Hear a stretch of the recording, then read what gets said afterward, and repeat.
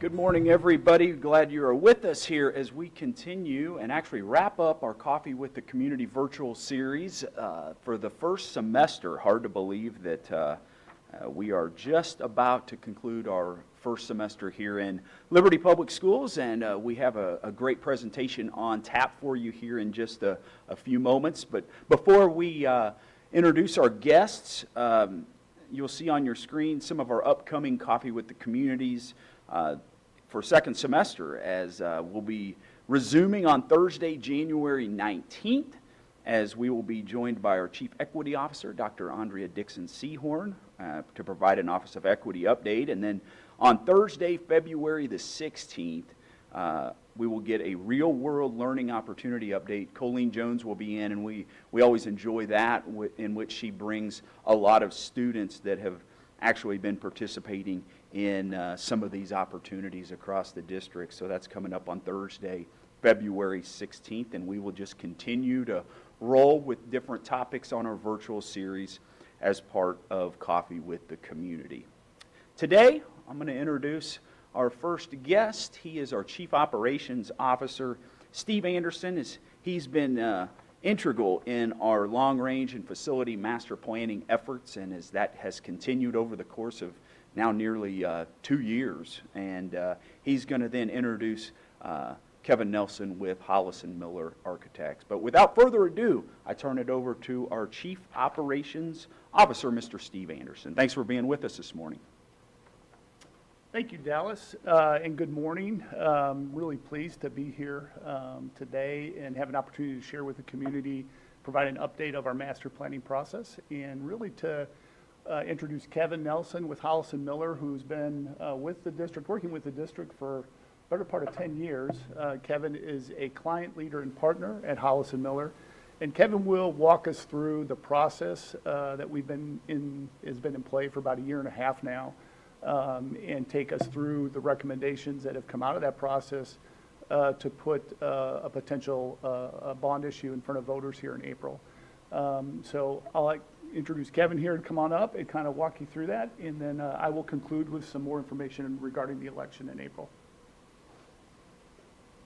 Thanks, Steve. Yeah, as Steve said, I'm Kevin Nelson with Hollis+Miller Architects, and we're going to give you an overview of this master planning process and kind of give you some information on how that's played out along the way and kind of how we came to some conclusions here at the end. So when we get together and we do this master planning process, it's a 5-step process. Step 1 is all about just game planning, and then all the way through step 5 where we're really adopting that final plan. So just talk a little bit about game planning. In the beginning, we want to take some time to figure out how we're going to plan out this entire process, who we're going to talk to, how we're going to gain input from stakeholders, how we're going to create a communication strategy to share the process along the way, and again, identify goals from that process. As we get into step 2, this is really where we're learning what the district has to work with, what the needs are, what the existing facilities can offer our staff and students, and so we're doing a lot of things to collect data and understand the state of the district. A lot of the things that we did through this step 2 are listed on the screen here. Again, we interviewed principals, we did surveys, we did building tours and facility assessments. We even did some energy audits from each building so we can understand kind of how those buildings' utility use is functioning. We looked at instructional approaches, we talked to faculty, staff, we've done parent surveys. Hopefully many of you have participated in some of those. We talked through some student engagement series, as well as the district leadership team, and again, done some other Facebook Live and other presentations along the way to help share the process as we go. This page is just a little example of some of those surveys, some of the assessments that we did throughout this data collection series. And again, you'll see in the middle of the screen, that one is an example from South Valley, but each building has its own facility assessment to understand its energy audit, its capacities, its enrollment, as well as opportunities for future development on those sites. Now, part of the data collection isn't all done by our team. We also have a third-party demographer report that we incorporate into our findings for the data collection. It's important for us as a team to understand where the district's going to go in the future. Starting off, looking at enrollment trends, I'm going to share a little bit briefly from that demographer's report, but the enrollment trend is showing that over the next 10 years, we do expect that enrollment will have a bit of a decline going forward. Part of that is driven off of the birth rates in the area, and you'll see the graph on the screen showing that we are also expecting birth rates to decline a little bit in the area. Residential development and community development also plays a part into how many students may come into the district in the future. This is a map just kind of showing some residential development and potential development expected in the future. And so then here we're looking at some enrollment projections, and again, looking into that crystal ball, the demographer expects that we will see a little bit of a decline in the enrollment in the future, kind of looking out that next 10 years. Now, obviously, we need to look at this more often than every 10 years because there are big things like community development and economic conditions that could impact students coming into the district or leaving the district. But once we take this information, we also look at it at a per building level, so we start to understand each attendance area and how we expect those enrollments for those buildings to either grow or maybe decline.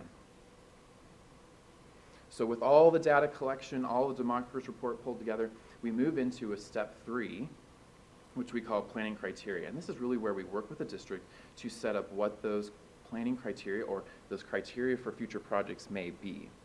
And we go through several exercises where we start to look at possible things, possible priorities of the district, and then we work to kind of prioritize those. Again, making sure that it fits with the district's vision and strategic plan. In the end, we ended up with 20 statements that help us understand where to go with future projects. Now, this is a long-range plan sort of planning criteria, so it does look out for the future. And so there are things in here that won't necessarily impact projects that we're talking about today, but if we do need to talk about future new schools, we do talk about size or student-teacher ratio or other items that are important to the district to maintain as we plan for facilities in the future. So these 20 criteria will help guide and be kind of a check mark for us as we plan future projects going forward. Now, step 4, we get to start exploring options. And so we know from step 2 what we have to work with. We know from step 3 what our priorities are as a district. And then step 4, we really start looking at how are we going to handle what we think is coming down the road in the future. To start off, we create a diagram of the district, as you see on the screen. And so this is just showing kind of a current enrollment and where it lands in each building. So the green circles are our elementary schools, the blue rectangles are our middle schools, and those purple triangles represent our high school level buildings. And within each of those shapes, you'll have an enrollment number, but you'll also have a capacity number, so we can understand how much can Liberty High School actually hold functionally in the future, and how many students do they have, and we start to see, the difference between the two is how much can we grow that student enrollment. On this diagram, you also see some shapes that have kind of a yellow or an orange halo around them. That's showing buildings that are currently about 75% of the capacity. So again, showing where we have room to add students. Now, with the demographer's report and those projections that will be declining enrollment by 2030, you start to see more of those shapes on the diagram with the yellow halos, or showing that we will have increased capacity or available capacity at many of our buildings by the year 2030. Again, this is a look into the crystal ball, but this is our projections at this point. And one thing this does tell us is that we don't have a strong need to build capacity or additional capacity into the district, and that we can focus project efforts on maybe some other things as far as improvements, remodels, some capital improvement type items that maybe we haven't been able to get to, we can now focus on because we're not worried about finding spots for students as they come in the door. Another thing that we do look at, just to kind of demonstrate if and when students show up in the future, when we might be looking at future buildings. And so this diagram is a flashpoint study showing where we are now at about 12,000 students, and in 10 years, it looks to be going down to maybe about 11,600, so we're declining. So we're not looking at adding buildings, but if we did, this diagram shows that not till we get to 14,000 students do we need another elementary school, a little bit above that, maybe middle school capacity, and then quite a bit above 16,000 students before we might be talking about a third high school. Part of this also plan is evaluating what the district's bonding capacity is, what it is and what it can be. And so there's a continual analysis kind of keeping track of where we are financially and what we can afford. And so the district works with a company called Stiefel, and they are constantly looking at how do we maintain and monitor that bonding capacity, and as well as keeping it healthy for future needs in the future. So there's always some bonding capacity if it's needed. So now we get into finally looking at kind of what is the best plan. And so step 5, adopt the best plan is what we call it. And so part of that was looking at, with bonding capacity available, knowing that we're not looking at new buildings, what projects might we consider going forward. And so the team put together a total list of projects. This shows several options on the screen of what that could look like. Now, the cap of the bonding capacity is at 170 million, and so our options are looking below that. Again, we want to maintain some additional capacity in the future if we would ever need it. And so you'll see option A, B, C, and D here are all outlining different ways that we could start to look at tackling the needs that the district has. Now, option A is looking at about a $156 million group of projects. And then as we work down B, C, and D, we start to kind of reduce that amount a little bit. We'll go into a little bit more detail on the actual projects that are going to hit these options here in just a bit. We've gotten to the point where we're looking to adopt a plan, and so through our work of the master plan and working with the staff of the district, we're to the point where we're going to recommend for formal approval next week at the board meeting option B from that list you just saw before. And so option B includes $120 million for that bond issue. $100 million of that would be used for projects. And so the big focus of this package, or option B package, would be safety and security improvements as well as accessibility improvements, a lot of student learning enhancements, and also increasing operational efficiency. Every time we can increase operational efficiency, that's money that goes back into educating students instead of facilities. Now, we would include within this $120 million, I mentioned $100 million for projects, $20 million of that will be included for restructuring current lease participation debt. So that's where you go from 100 million projects to 120 million total. Again, we want to emphasize that this is a zero tax increase option that's being considered. So again, it's important to understand zero tax increase for all the projects that we're going to be discussing here in just a little bit. And then also note that $120 million or $100 million worth of projects takes a bit to design and construct and get through. So these projects that we'll be talking about will take place and be phased over the next 3 to 5 years. So this list is pretty small on the screen, hard to see, but this is the full list of the projects that are being considered. And then we're going to go through a couple slides here coming up just to start to kind of detail what that looks like going forward.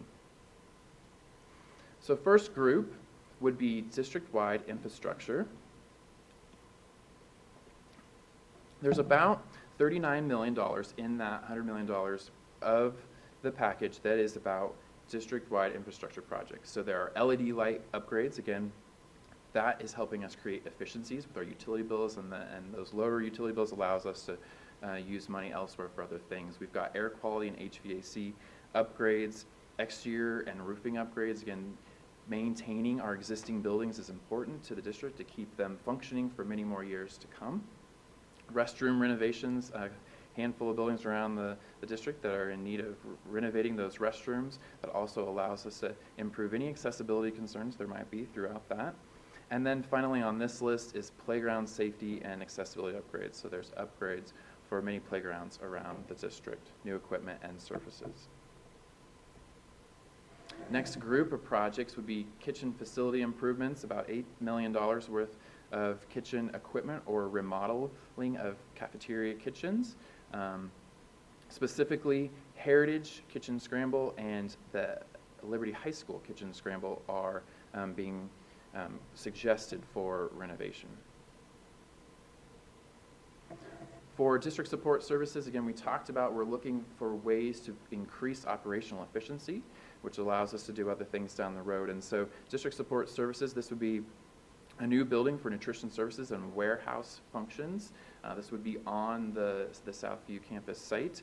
So an existing site that we already have, but it will allow us to, again, gain some efficiencies through that warehouse and purchasing department, as well as create a home for nutrition services with a large cooler freezer that would allow both purchasing and other items to help support feeding our students around the district. Included in this package as well is the remodel of the former Mid-Continent Library for some technology department offices and support spaces, as well as the last project listed on here, Auto Tech, and some other classes that could take place within our current transportation building. So the construction of the warehouse and nutrition services building allows us to vacate some space in the current transportation building, and it creates an opportunity to create an auto tech program that could collaborate with our transportation department to provide access to our students for auto tech. Next group, so innovative learning environments. Again, always trying to kind of push the opportunities that we're providing for students here in Liberty. About $11 million on this group. So updated learning spaces around the district, and then specifically looking at remodeling taking place within Heritage, Liberty High School FACS, and Liberty High School SPED areas within those buildings, being able to remodel those so that they can better serve the population of students in those programs. Continuing with innovative learning environments, we have a few additions that we are looking at. The first one here is at Epic Elementary. If you're familiar with Epic, they don't have a gym or multi-purpose space currently. They have a space that houses their cafeteria, their art, their music, as well as PE classes. And so trying to find a space for them to be able to kind of spread out so the students have additional opportunities, as well as efficiency for operations of that building. It's hard to turn over from lunch straight into PE when you've got to clean up from lunch. So this is looking at a gym / multi-purpose addition at Epic. This would be a storm shelter as well, and so that provides an added benefit to the district.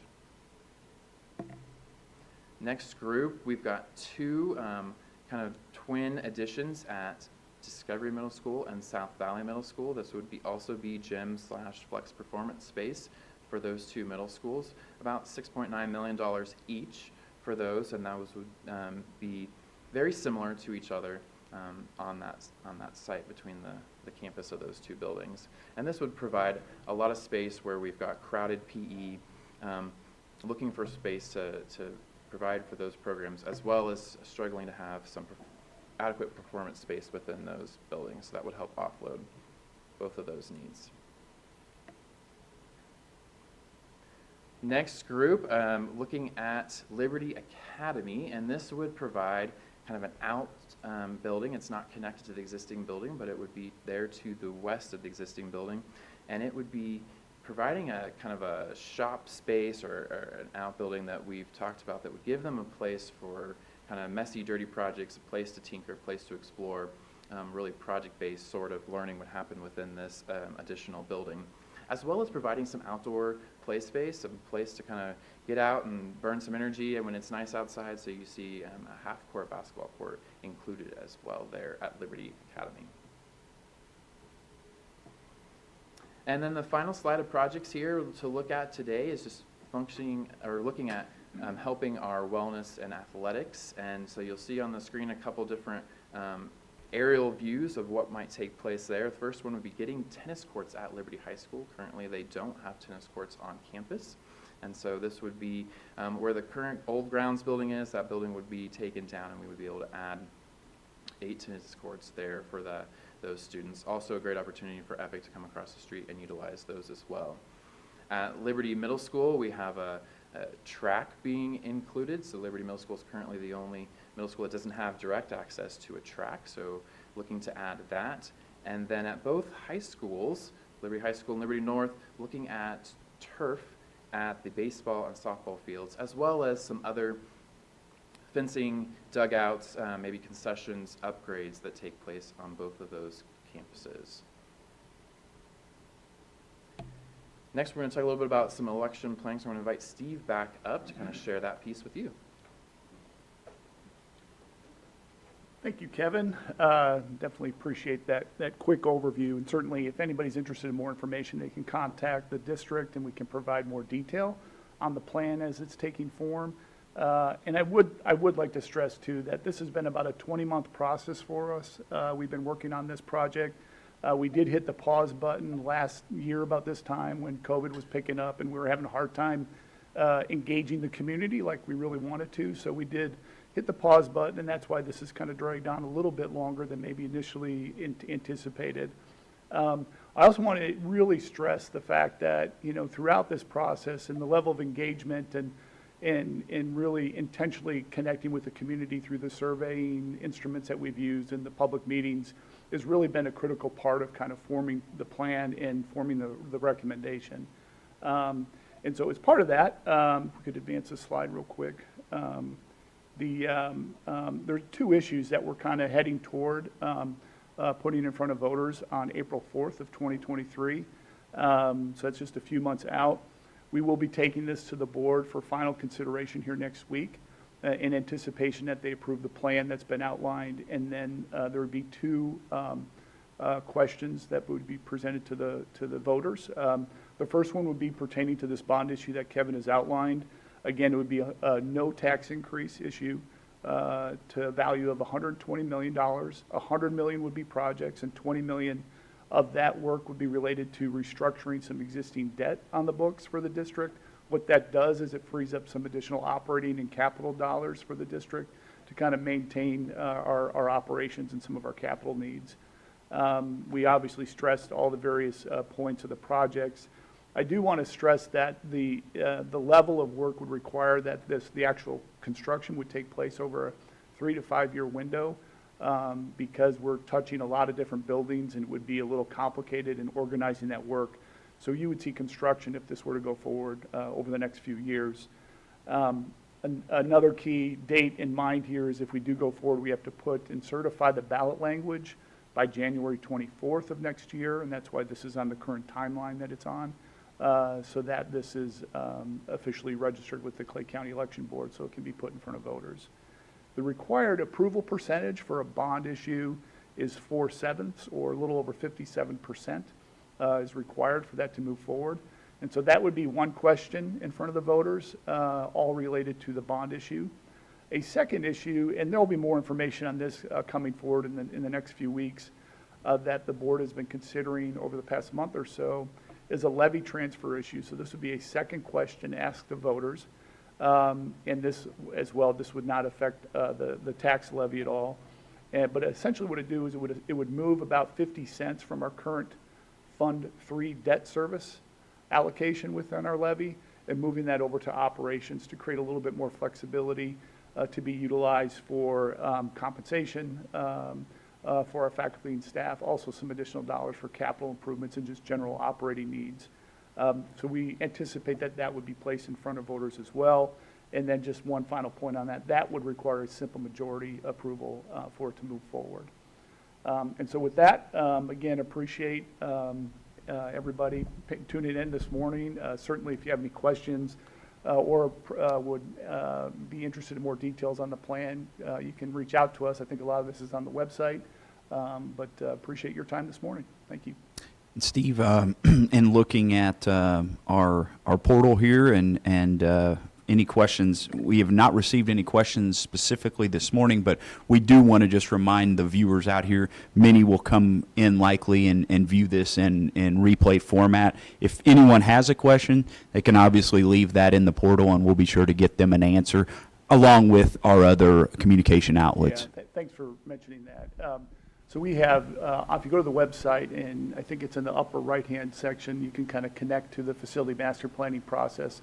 Within that, you'll understand and learn more about the project, but then as part of the Let's Talk portal, you can engage us as staff, the architect, if you have specific questions about any of the projects, and also to learn more and get some visual images of what's being contemplated at this point. Again, more detail to come, but certainly provides a pretty good outline of that work. Okay, very good. Well, thank you again, and have a great Christmas. Thanks.